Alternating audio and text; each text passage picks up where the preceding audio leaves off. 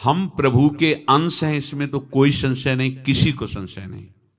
इसकी पहचान है। पिता के कुछ लक्षण पुत्र में पाए जाते हैं। देख के बताए क्या आप उनके लड़के हो क्या? बोले कुछ कुछ आकृति मिलती है, आपकी शरीर की बनावट और आपका ऐसा लगता है आप उनके पुत्र हो, क्योंकि कुछ लक्षण मिलते हैं। ऐसे ही हमारे अंदर की कुछ बातें हैं जो हमें बताती कि हमारा असली पिता कौन है। अनंत काल तक जीने की इच्छा, मरना नहीं चाहता, क्योंकि अविनाशी का बच्चा है। समझना, अविनाशी का अंश है। मैं सदा जीता रहूं, ये हमारे प्रभु की तरफ इशारा करता है कि मेरे प्रभु अजर हैं, अमर हैं, अविनाशी हैं। तो हमारे अंदर भी अजर, अमर और अविनाशी होने की प्रबल इच्छा है। यद्यपि हम उनके अंश हैं, पर तदात्म शरीर से होने के कारण भी देखो हमारे अंदर इच्छा, मैं कभी ना मरूं, मैं जीता रहूं और मैं सबसे बड़ा जानकार बनूं, क्योंकि सबसे बड़े ज्ञान के समुद्र हमारे प्रभु हैं जिनके मंश हैं। और मैं सबसे बड़ा हूं, जो बनूं सबसे बड़ा बनूंगा, हमसे ऊपर कोई नहीं, क्योंकि हम ऐसे के बच्चे हैं जो सबसे ऊपर है। ईश्वर जो सबका स्वामी है। ये देखो पिता का अंश आता है ना, देखो ये भगवद अंश है। मैं अमर रहूं, मैं अविनाशी रहूं, मैं सबसे बड़ा ज्ञानी बनूं, मैं सबसे श्रेष्ठ बनूं। ये सतचित आनंद स्वरूप प्रभु का अंश इच्छा प्रभु की ही कर रहा है।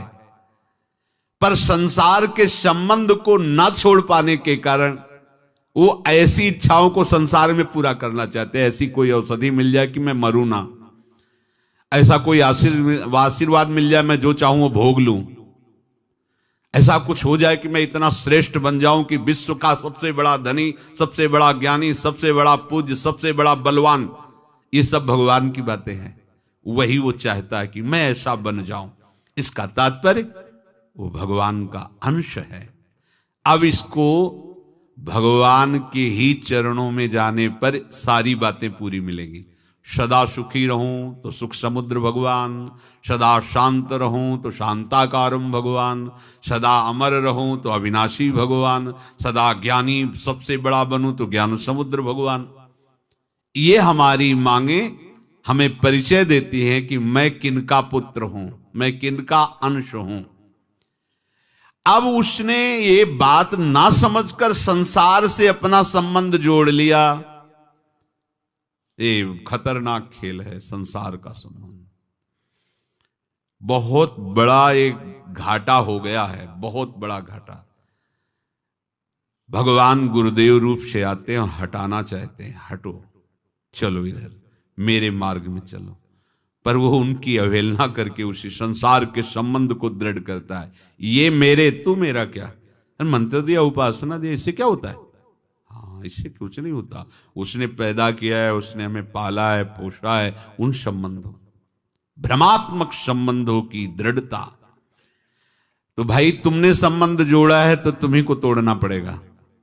और बिना संबंध का राग तोड़े तुम अपने अंशी से नहीं मिल सकते। ये मर्यादा है। बिना संबंध तोड़े अनन्य नहीं हो सकते, और तुम्हारी जो कामनाएं वो पूर्ण नहीं हो। ये कामनाएं सबकी हैं। मैं सदैव जीता रहूं, मैं सदैव सुखी रहूं, मैं सदैव शांत रहूं, कभी अशांत ना हो, और मैं सबसे बड़ा बन जाऊं। बन जाओगे। और ये बिना बने आपको शांति नहीं मिलेगी। देखो ना, अरब खरब रुपए, लेकिन फिर भी शांति नहीं। फिर भी क्योंकि मैं सबसे बड़ा बनना चाहता हूं। तो इसका उल्टा होता है। यहां जो सबसे बड़ा बनता है उसको पहले सबसे छोटा बनना पड़ा। तृणादपि सुनीचेन, वो सबसे बड़ा बन जाएगा। ये बात है। यहां चरणों में सर झुकाओ तो तुम्हारा सर विश्व पूजनी बन जाएगा। संसार का ये है कि सबसे बड़ा बनना है तो झुकना नहीं, लेकिन यहां सिद्धांत है यदि सबसे बड़ा बनना है तो झुक जाओ। मम भक्ति युक्तो भुवनम पुनात, तुम्हारे अंदर ऐसी सामर्थ्य आ जाएगी कि लोक के लोक को पावन कर सकते हो। इसीलिए भगवान अर्जुन को आज्ञा कर रहे हैं कि तुम्ही ने जोड़ा है तो तुम ही मारो इसको, शत्रु को, काम रूपी शत्रु को। अपने द्वारा अपने आप को वश में करने में किसी अभ्यास की जरूरत नहीं है, क्योंकि अभ्यास संसार, शरीर, इंद्री, मन और बुद्धि की सहायता से होता है। भगवान यहां इनकी सहायता लेने की बात नहीं बोले, अपने आप से इनको मारो, अपने आप को वश में करके अपने आप से इनको मारो। शायद है कि ये बात तुम्हारी समझ में नहीं आएगी, क्योंकि अपने आप का स्वरूप है भगवत स्वरूप। मेरे अंदर कोई चाह नहीं है, और जो चाह हो रही जड़ शरीर में है, मैं इसे मानता ही नहीं हूं। इतनी बड़ी निष्ठा सिद्ध पुरुषों में जागृत होती है। अभी तो हम बात भले करें, थोड़ी देर बाद रहेंगे शरीर में ही। अंदर की तो और जो बताया गया है कि इंद्रियों से परे मन, मन से परे बुद्धि, यहां तक तो पहुंच नहीं, सीधे इसी में है। इस स्थूल शरीर में ही सीधे हमारा अभिराग है। संसार को वही जान सकता है जो संसार का त्यागी है। ध्यान देना, संसार के तदात्म को जो हटा दिया है वही संसार को जान सकता है, और भगवान से जो तदात्म हो गया वही भगवान को जान सकता है। हमारी दोनों बातें उल्टी हैं। संसार से तदात्म होकर के संसार नहीं जाना जा सकता, और भगवान से दूरी बना के भगवान को नहीं जाना जा सकता। संसार से दूरी बना के संसार को जाना जा सकता है, और भगवान से तदात्म होकर भगवान को जाना जा सकता है। दोनों बातें हमारे जीवन में नहीं। संसार से तदात्म है, भगवान एक दूर देश की बात लगते हैं। उपासक को इस अहंकार रूपी शत्रु को मारने के लिए अपने अंशी की शरण में जाना पड़ेगा। मामे वे प्रपद्यन्ते माया मेताम तरन्ति। यदि आप संसार का संबंध बनाए रखेंगे अंदर में, तो आप इस दुश्मन को कभी नहीं मार सकते, नहीं मार पाए अभी तक। कब से सृष्टि चक्र चल रहा है, आप नहीं मार पाएंगे, और आपको ही मारना होगा। इसके लिए हमें शरणागति चाहिए भगवान की, शुद्ध हृदय की। ये कंठी तिलक एक शरणागति का अंग है, पूर्ण शरणागति नहीं। मनमानी आचरण कर रहे हो, कंठी तिलक लगाए हो, क्या शरणागति है? शरणागति का है तन वांग मनोभिर अमलई, कोई शर्त नहीं, कोई चाह नहीं, आपकी आज्ञा पर अपना जीवन समर्पित करते हैं। उपासक के लिए भगवान आदेश कर रहे हैं, ये दुर्जय शत्रु है, ये जल्दी जीतने में नहीं आता है। जब तक अपने अंशी प्रभु की शरण में नहीं जाओगे तब तक बात नहीं बनेगी। या तो इतना ज्ञान हो कि आप स्वरूप में स्थित होकर सब छोड़ो, ऐसा असंभव है, क्योंकि ये ज्ञान के पंथ कृपान के धारा परत खगेश लगे नहीं बारा।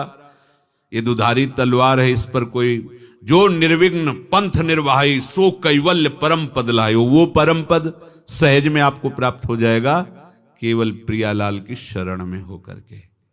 सीधा मार्ग है, अहंकार के नष्ट हुए बिना कोई भी बात नहीं बननी। और ये अहंकार भगवान की शरण में जाने पर ही नष्ट होता है, और भगवान की शरणागति भक्त के प्रताप से होती है। ध्यान रखना, भगवान की कृपा से भक्त का सानिध्य, भक्त की कृपा से भगवान का परिचय, भगवान की शरणागति होती है। इसलिए त्रिलोकी में, अनंत ब्रह्मांडों में एक भगवत प्रेमी महात्मा के सिवा आपका कोई सहयोगी नहीं। त्रिलोकी में, अनंत ब्रह्मांडों में एक भगवत प्रेमी महात्मा के सिवा आपका कोई सहयोगी नहीं। मुक्त करने के लिए, अजर अमर होने के लिए, अविनाशी होने के लिए, महासुख में डूबने के लिए, दुख में विषय भोग देने के लिए तो पूरे विश्व में निकल आएंगे सब, लेकिन विषय भोगों से मुक्त करके परमानंद प्रदान करने के लिए वो तो केवल सद्गुरुदेव, केवल भगवत प्रेमी महात्मा। इसलिए भगवत प्रेमी महात्माओं के संग से अपने अहंकार की मलिनता का त्याग करके अहम को भगवत चरणारविंद में समर्पित कर सब ठीक हो जाए। क्योंकि अहम शुद्ध तो बुद्धि अधीन, बुद्धि अधीन तो मन अधीन, मन अधीन तो इंद्रिय अधीन, ऊपर से सब ठीक हो जाएगा। और अपने लोग शुरुआत करते हैं बाहर से, ये नहीं खाएंगे तो हम ठीक हो जाएंगे, ये नहीं, विषय से। अभी तो बहुत बड़ा चैप्टर है, इंद्रियां, मन, बुद्धि, अहम, ये सुधारते सुधारते बहुत जन्म लग जाएंगे। क्या करें? ये ऐसे छोड़ो, ऊपर से चलो, जहां मूल से, पेड़ को मूल से काटो।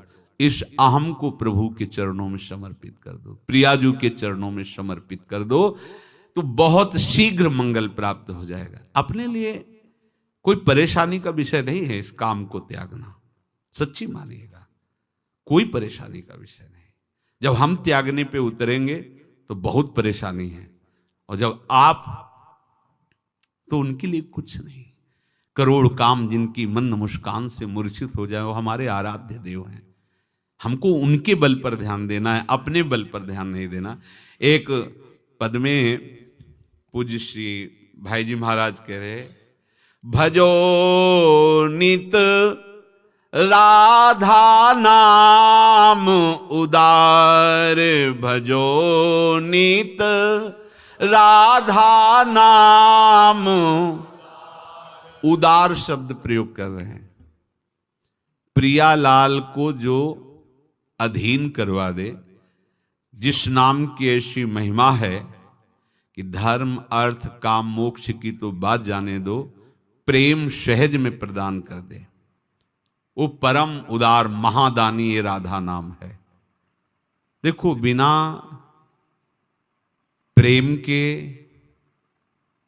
हमारी बात नहीं बनती। हम वृंदावन रस के उपासक है, अगर काम विजयी हो भी गए तो क्या करेंगे? झंडा ऊंचा रहे हमारा।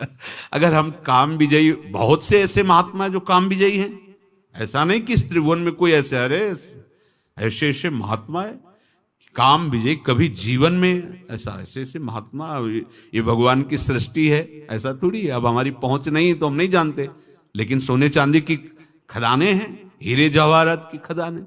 तो अब ऐसा तो नहीं कह सकते ना कि कोई महात्मा ऐसा है नहीं काम विजयी, पर वो क्या निकुंज में पहुंच गया? क्या वो लाडली जी के गोरे चरणारविंद में महावर लगाने का सौभाग्य प्राप्त कर लेगा क्या काम विजयी होने पर भी? हमें तो चाहिए प्रेम। प्रेम हमें उदार कोई हो तो दे दे। तो बोले कौन है? बोले राधा नाम। ये राधा नाम सुधा रसम रसी तुम जिह्वास्त में विह्वला। तो देखो फिर वही घूम के बात आई। अभी राधा नाम कौन दे? तो दाता राधा नाम। राधा नाम के दाता हित सजनी जो हैं, उनके चरणों के रसास्वादी रसिक जन हैं, जो हमें राधा नाम का परिचय, राधा नाम का दान करते हैं, और राधा नाम प्रेम का दान करता है। और ये राधा नाम में ऐसा स्वाद है, जाहि श्याम नित रटत रहत, ही भरी उल्लास अपार, भजो नित राधा नाम उदार, भजो नित राधा नाम उदार। 14 भुवन लोक त्रय स्वामी, ये अखिल जगत आधार, सोई नित जाके हाथ बिकानो, सोई नित जाके हाथ बिकानो, करत रहत मनुहार, करत रहत मनुहार, भजो नित राधा नाम उदार। जो श्याम सुंदर श्रृंगार मूर्ति, सौंदर्य समुद्र, अपार महिमा जिनकी, वो हृदय में उल्लसित होकर के निरंतर रटते रहते राधा राधा राधा।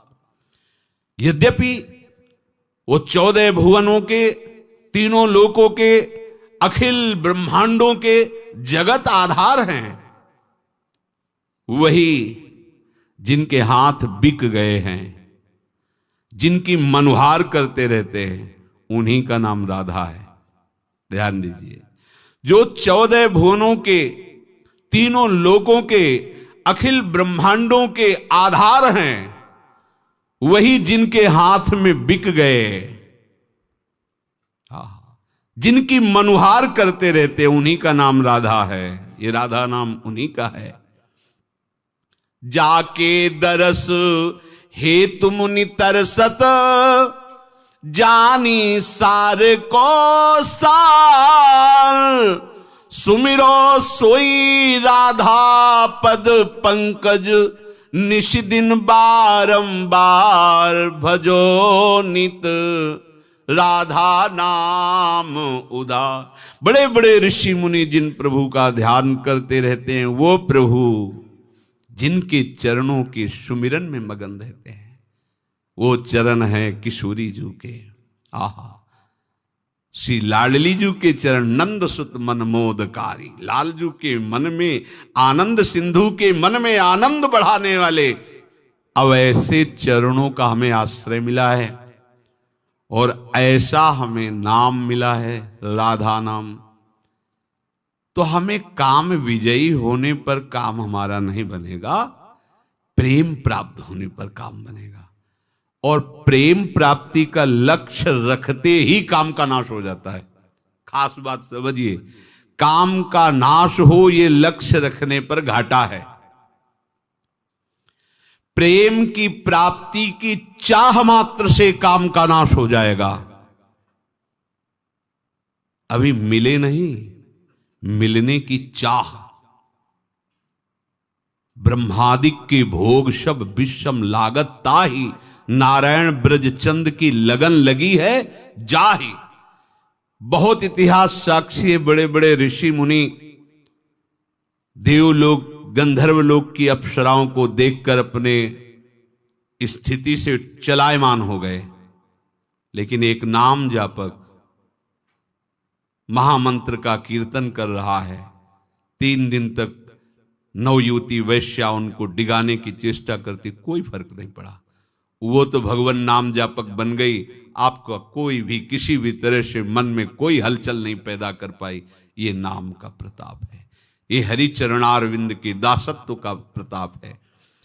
यदि हमारा लक्ष्य होगा काम विजयी, तो हम वृंदावन नवनिवृत्त निकुंज के उपासी हैं, बहुत समय हमारा बर्बाद होगा। यदि हमारा लक्ष्य प्रिया चरणों की दासता और प्रेम, तो काम का प्रवेश ही नहीं है, अपने आप वो नष्ट हो जाएगा। हमारे हृदय में एक बात बैठ जाए कि गोरे चरणारविंद लाडली जू के और उनका नाम, और ये नाम और चरणारविंद का परिचय कराने वाले रसिक जन, यही हमारा सर्वस्व है। इसी से बात बन जाएगी।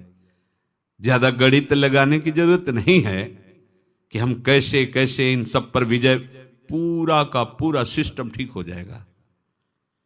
जैसे घड़ी पूरे अलग अलग सुई निकालने की जरूरत नहीं, सेल निकाल दो। ऐसे ही ये जो इंद्रियां, मन, बुद्धि, ये सब है ना, ये अहम से चलती है, अहम रूपी सेल से। ये अहम ही श्री जी के चरणों में दे दिया। अब मैं श्री जी का हूं, श्री जी मेरी हैं।